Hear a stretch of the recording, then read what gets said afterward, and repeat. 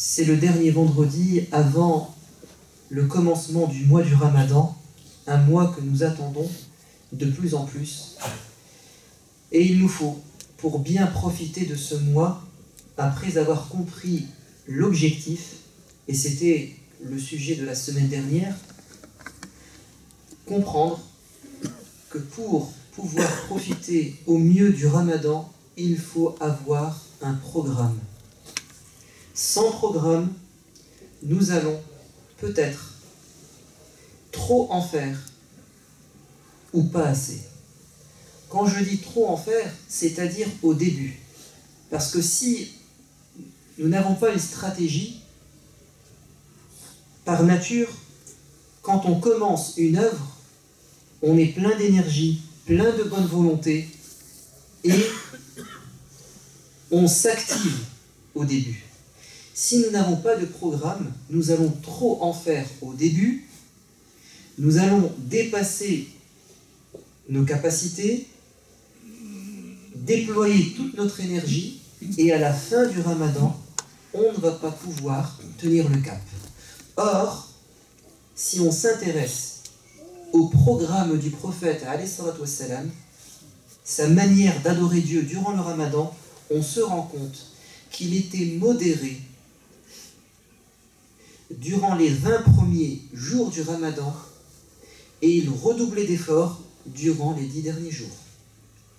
Évidemment parce que durant ces 10 derniers jours, il y a une nuit unique, c'est la nuit du destin. C'est pas possible, humainement parlant, d'être au maximum durant 30 jours. Il faut forcément avoir un programme, c'est-à-dire se ménager au début pour être efficace à la fin. Et c'est ce que faisait le prophète bien-aimé. Il ne passait pas toute sa nuit à prier durant les 20 premiers jours. Physiquement, il ne tiendrait pas, car il reste un homme. On a interrogé Aïcha radiyallahu anha au sujet de la prière du prophète pendant le Ramadan. Et c'est un hadith authentique. Abu Salama, fils de Abdurrahman, dit à Aïcha, décris-moi la prière du prophète pendant le Ramadan. Elle répondit, il ne dépassait pas pendant le Ramadan ou en dehors de ce mois 11 unités de prière durant la nuit. Il accomplissait 4 unités et elle dit, ne me demande pas de te décrire leur beauté et leur durée, tellement sa prière était belle et elle était longue. Puis ensuite, il en accomplissait 4 et au final, il clôturait par 3 unités de prière. Ça en fait donc 11. Ces 11 unités de prière n'occupaient pas toute la nuit. Parce que Aïcha elle-même dit, c'est un hadith authentique rapporté par Muslim, le prophète n'a jamais passé toute une nuit complète à prier. Il y avait toujours un moment pour se reposer, parce qu'il est un être humain. Certes, son cœur est toujours en éveil, mais ses yeux dorment, c'est-à-dire son corps se repose. Donc le prophète bien-aimé, alayhi salatu wassalam, savait se ménager. Et quand il arrivait à la fin du Ramadan, les 10 dernières nuits, là, il avait une toute autre attitude. Aïcha rapporte, hadith authentifié par Al-Bukhari. Quand les 10 derniers jours du Ramadan arrivaient, le prophète serrait son izar, son pagne, le vêtement que l'on met autour de la taille. Il passait sa nuit dans l'adoration et réveillait sa famille durant la nuit. Il serrait son pagne, c'est une métaphore. C'est une image qui renvoie au redoublement des efforts. Comme le dit l'expression française, on retrousse nos manches. C'est pareil. Certains savants disent, cela signifie qu'ils n'avaient pas de rapports conjugaux durant les 10 dernières nuits du Ramadan. Mais attention, une erreur peut-être ou une idée reçue,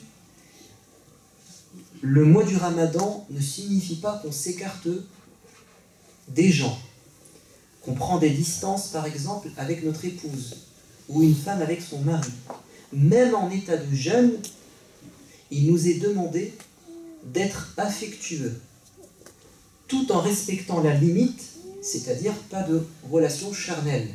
Mais tout ce qui précède est permis tant que on est capable de se maîtriser. C'est important de dire ça, parce que l'une des plus grandes adorations que Dieu aime, c'est qu'on fasse du bien aux gens, notamment les personnes les plus proches de nous.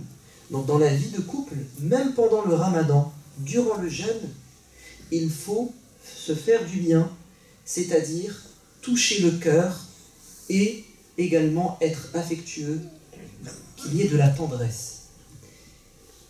Et c'est une chose tellement étrange à première vue, peut-être contradictoire avec l'esprit du jeûne, qui est d'étouffer ses désirs, que des compagnons sont venus poser la question au prophète. « Ô messager de Dieu, nous est-il permis de nous embrasser durant la journée de jeûne ?»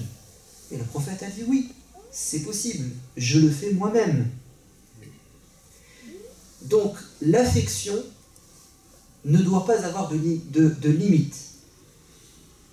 On peut être affectueux comme on le veut. C'est au niveau des désirs où il faut des limites.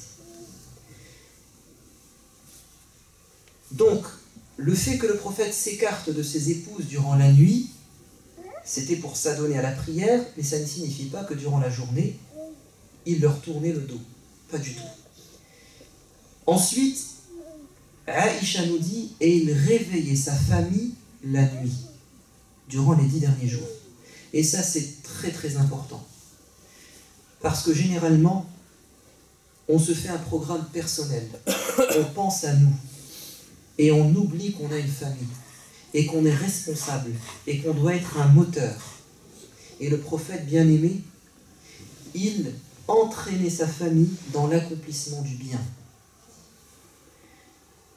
Souvent, le programme d'une femme pendant le ramadan, quand elle est mariée ou quand elle est une mère de famille, c'est un programme bien souvent qui lui est imposé par la culture, par les habitudes.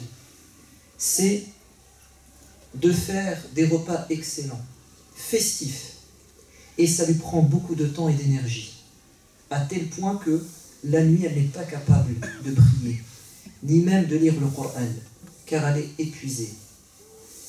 Et pourquoi passer autant de temps à préparer ces repas? Alors évidemment, comme on a passé une journée complète sans manger, sans boire, on s'attend à un bon repas. Mais remarquez que au moment où vous rompez votre jeûne, le verre d'eau ou le verre de lait ou la date que vous ingurgitez, vous éprouvez un immense plaisir, alors que ça reste une date. C'est pas une pâtisserie spécifique, c'est une date. Donc le plaisir, vous allez le ressentir quel que soit le type de repas. Même si c'est un repas qui vous paraît fade en dehors du jeûne, parce que vous avez jeûné, vous allez donner de l'importance à n'importe quel repas, parce qu'on prend conscience des bienfaits de Dieu. Donc, nul besoin d'avoir des repas extraordinaires qui impliquent que nos mamans, que nos épouses passent 5 heures, 6 heures dans la cuisine, alors qu'elles pourraient en passer peut-être 2 fois moins. Par contre, ces 3 heures, elles les passeront à lire le Coran, à invoquer Dieu, à évoquer Dieu, à faire des bonnes œuvres. Et tout cet argent qui sera dépensé pour avoir un repas festif, n'est-on pas capable de diminuer la dépense et de faire profiter les pauvres? N'est-ce pas même le but du ramadan? De dépenser moins durant le ramadan, de manger moins pour reverser le surplus aux pauvres? Donc attention de ne pas inverser les tendances. Nos repas doivent rester des repas modérés pendant le ramadan et non pas des repas festifs. Si vous recevez des invités, je peux comprendre, car il fait partie des bonnes œuvres de faire bonne hospitalité à nos invités. Mais quand ça devient quelque chose de quotidien, on tombe peut-être dans un excès. On mange de trop, on n'arrive plus à tenir dans l'adoration, on gaspille parfois, et ça c'est un péché, et on dépense beaucoup d'argent alors que d'autres en ont besoin. Le prophète bien-aimé insistait donc pour que ses épouses puissent adorer Dieu autant que lui, car c'est ça l'essentiel pendant le Ramadan. Le prophète bien-aimé, comme l'a dit Abdullah ibn Abbas dans un hadith authentique, était le plus généreux des hommes. Mais pendant le Ramadan, il l'était encore plus. Tout particulièrement quand il rencontrait Jibril chaque nuit et qu'il lui récitait le Coran. Il était, dit Ibn Abbas, encore plus généreux que le vent impétueux. Ce qui est intéressant dans ce hadith, c'est qu'il y a une relation entre la générosité et le Coran. Et le mois du Ramadan est le mois du Coran. Nous devons donc, comme le faisait le prophète chaque nuit, nous pencher sur le Coran, étudier le Coran, lire le Coran. Mais regardez, quand le prophète lisait le Coran et qu'il le récitait à Jibril, l'effet que ça avait sur lui, c'est qu'il était encore plus généreux. Parce que le Coran invite à quoi? À la fraternité, à la solidarité, à l'humanisme, à la générosité. Donc la lecture du prophète était une lecture de méditation et aussi de mise en pratique. Et si véritablement nous voulons être à l'image du prophète, nous devons accorder du temps au Coran et aussi à sa mise en pratique. Et c'est pour ça qu'il est si important que dans les mosquées, on ne fasse pas que réciter le Coran ou entendre le Coran, c'est-à-dire simplement les tarawih, mais il faut qu'il y ait une explication du Coran. Parce que sinon, on va s'arrêter à mi-chemin. On va entendre, ça va nous faire du bien, mais on ne pourra pas rayonner ensuite, parce qu'on n'a pas bien compris. Et également, le prophète bien-aimé, comme on l'a dit, ne passait pas toute sa nuit à prier. Il était dans la modération. Soyez dans la modération. Car le prophète a dit « La modération, la modération, la modération, et vous y arriverez. » Et cela n'est possible qu'avec un programme réaliste. Réaliste, c'est-à-dire adapté à votre situation. La personne qui travaille n'est pas celle qui ne travaille pas. La personne âgée n'est pas la personne qui est jeune. L'étudiant qui a des examens à passer n'est pas forcément sur un même pied d'égalité que celui qui n'a pas d'examen à passer. Chacun comme il peut. Et sachez que durant le Ramadan, il ne nous est pas demandé de stopper nos activités. Pendant le Ramadan, le prophète, il lui est arrivé de passer des journées à voyager. Parce qu'il y avait quelque chose d'important à faire. La vie ne s'arrête pas. Il s'agit de trouver un équilibre. Et c'est ça la modération. Avoir un programme réaliste, c'est-à-dire adapté à notre réalité. Et l'une de nos réalités, comme on l'a dit la semaine dernière, c'est que les nuits sont courtes, les journées sont longues. Et c'est que nous avons des voisins. Donc il faut adapter notre adoration à notre environnement. C'est ça la voie du juste milieu. Wallahu a'lam. Un programme vous est proposé à la mosquée de Rennes, comme chaque année. Vous pouvez le prendre en sortant, il est disponible.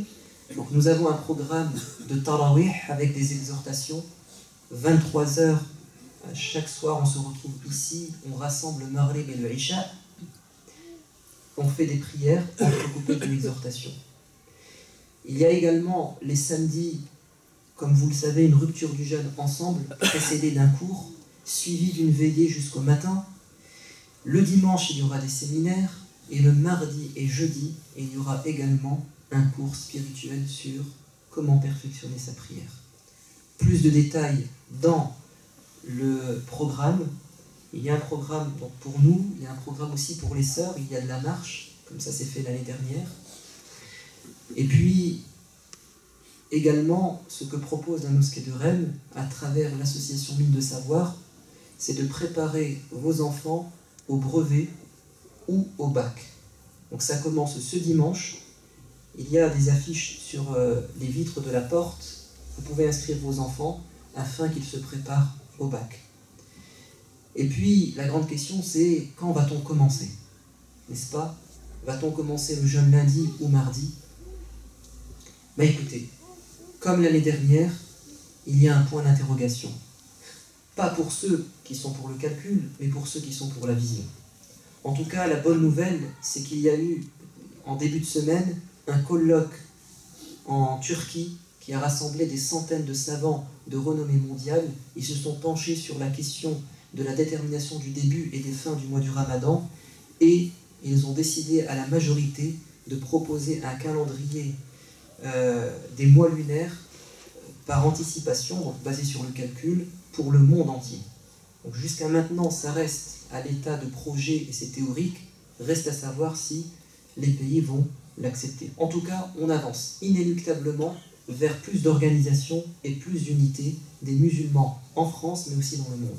Et pour l'instant, on n'en est pas encore là. Les instances musulmanes représentatives au niveau national sont encore sur la base de la vision. Donc il y a un doute, malgré tout.